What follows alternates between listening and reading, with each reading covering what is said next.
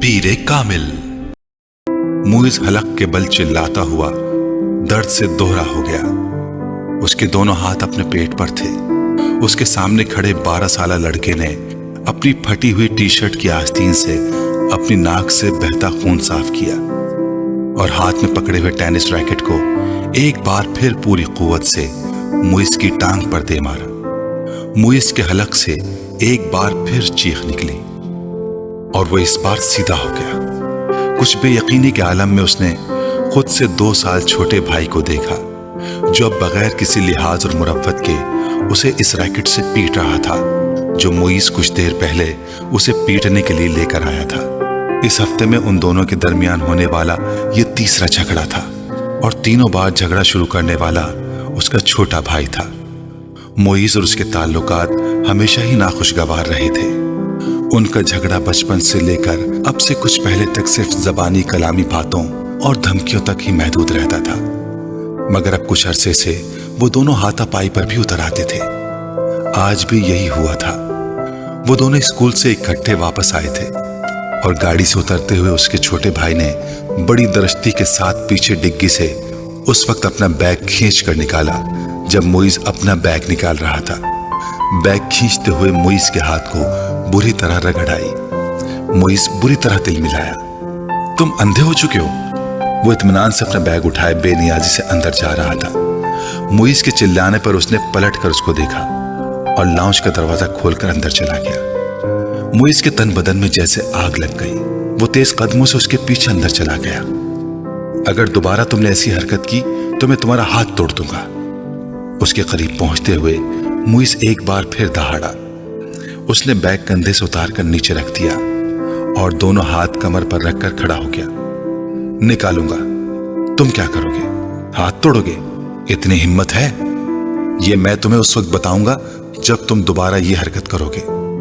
मुइज अपने कमरे की तरफ बढ़ा, मगर उसके भाई ने पूरी कुव्वत से उसका बैग खींचते हुए उसे रुकने पर मजबूर कर दिया। नहीं, तुम मुझे अभी बताओ। उसने मुइज का बैग उठाकर दूर फेंक दिया। मुइज का चेहरा सुर्ख हो गया। उसने जमीन पर पड़ा हुआ अपने भाई का बैग उठाकर दूर उछाल दिया। एक लम्हे के इंतजार किए बगैर उसके भाई ने पूरी कुव्वत से मुइज की टांग पर ठोकर मार दी। जवाबन उसने पूरी कुव्वत से छोटे भाई के मुंह पर मुक्का मारा जो उसकी नाक पर लगा। अगले ही लम्हे उसकी नाक से खून टपकने लगा। इतने शदीद हमले के बावजूद उसके हलक से कोई आवाज नहीं निकली थी।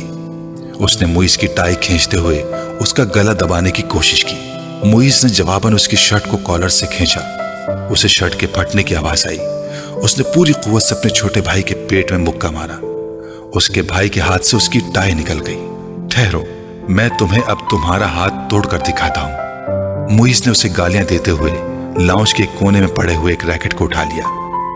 अपने छोटे भाई को मारने की कोशिश की, मगर अगले ही लम्हे रैकेट उसके भाई के हाथ में था। उसने पूरी कुव्वत से घुमाकर इतनी बर्क रफ्तारी के साथ उस रैकेट को मुइज के पेट पर मारा कि वो संभल या खुद को बचा भी ना सका। उसने यके बाद दीगरे उसकी कमर और टांग पर रैकेट बरसा दिए। अंदर से उन दोनों का बड़ा भाई इश्तिआल के आलम में बाहर लाउंज में आ गया। क्या तकलीफ है तुम दोनों को? घर में आते ही हंगामा शुरू कर देते हो। उसको देखते ही छोटे भाई ने उठा हुआ रैकेट नीचे कर लिया था। और तुम्हें शर्म नहीं आती अपने बड़े भाई को मारते हो? उसकी नजर अब उसके हाथ में पकड़े रैकेट पर गई। नहीं आती, उसने बड़ी ढिठाई के साथ कहते हुए रैकेट एक तरफ उछाल दिया और बड़ी बेखौफी से कुछ फासले पर पड़ा हुआ अपना बैग उठाकर अंदर जाने लगा।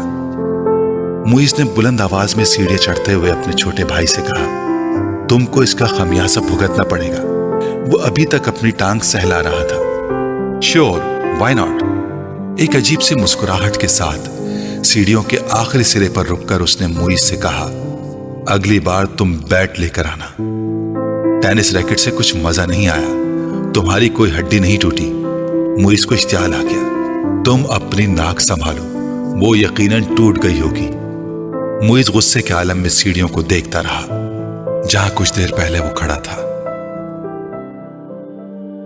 मिसेस समांथा रिचर्ड्स ने दूसरी रॉ में खिड़की के साथ पहली कुर्सी पर बैठे हुए उस लड़के को चौथी बार घूरा। वो उस वक्त भी बड़ी बेनियाजी से खिड़की से बाहर देखने में मसरूफ था। वक्तन फवक्तन वो बाहर से नजरें हटाता, एक नजर मिसेस समांथा को देखता, उसके बाद फिर उसी तरह बाहर झांकने लगता। इस्लामाबाद के एक गैर मुल्की स्कूल में वो आज पहले दिन इस क्लास की बायोलॉजी पढ़ाने के लिए आई थी। वो एक डिप्लोमेट की बीवी थी और कुछ दिन पहले ही इस्लामाबाद अपने शौहर के साथ आई थी। टीचिंग उनका प्रोफेशन था और जिस मुल्क में उनके शौहर की पोस्टिंग हुई वो वहां सिफारत खाने से मुंसलिक स्कूल्स में पढ़ाती रहीं।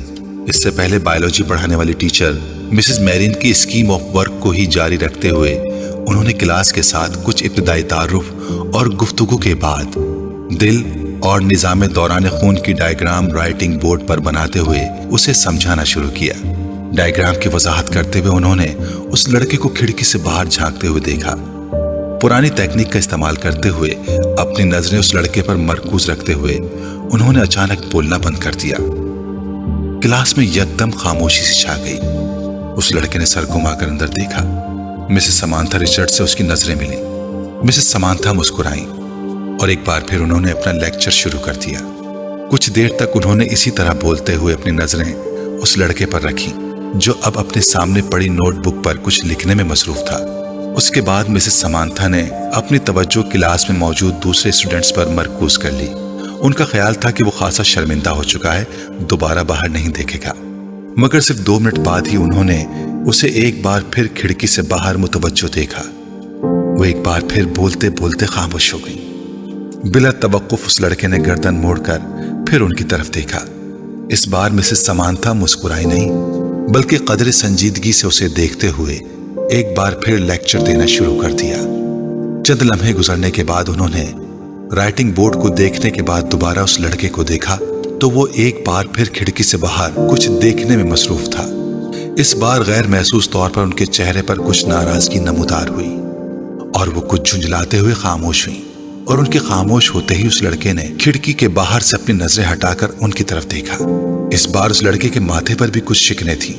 एक नजर मिसेस समांथा को नागवारी से देखकर वो एक बार फिर खिड़की से बाहर देखने लगा। इसका अंदाजा इस कदर तौहीन आमेज था कि मिसेस समांथा रिचर्ड्स का चेहरा सुर्ख हो गया। सालार, तुम क्या देख रहे हो? उन्होंने सख्ती से पूछा।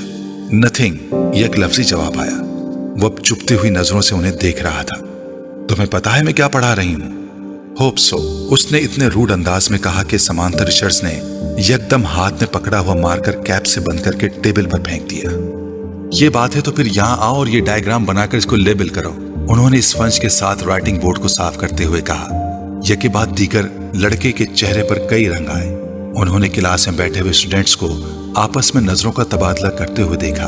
वो लड़का अब सर्द नजरों के साथ समांथा रिचर्ड्स को देख रहा था। जैसे ही उन्होंने राइटिंग बोर्ड से आखिरी निशान साफ किया, वो अपनी कुर्सी से एक झटके के साथ उठा। तेज कदमों के साथ उसने टेबल पर पड़ा हुआ मार्कर उठाया और बर्क रफ्तारी के साथ राइटिंग बोर्ड पर डायग्राम बनाने लगा। पूरे 2 मिनट 57 सेकंड्स के बाद उसने मार्कर पर कैप लगाकर उसे मेज पर उसी अंदाज में उछाला जिस अंदाज में समांथा रिचर्ड्स ने उछाला था, और समांथा की तरफ देखे बगैर अपनी कुर्सी पर आकर बैठ गया। मिसेस रिचर्ड ने उसे मारकर उछालते या अपनी कुर्सी की तरफ जाते नहीं देखा। वो बेयकीनी के आलम में राइटिंग बोर्ड पर 3 मिनट से भी कम अरसे में बनाए जाने वाली इस लेबल्ड डायग्राम को देख रही थी, जिसे बनाने में उन्होंने 10 मिनट लिए थे, और वो उनकी डायग्राम से ज्यादा अच्छी थी। वो कहीं भी मामूली सी गलती भी नहीं ढूंढ सकी। कुछ खफीफ सी होते हुए उन्होंने गर्दन मोड़कर एक बार फिर उस लड़के को देखा। वो फिर खिड़की से बाहर देख रहा था।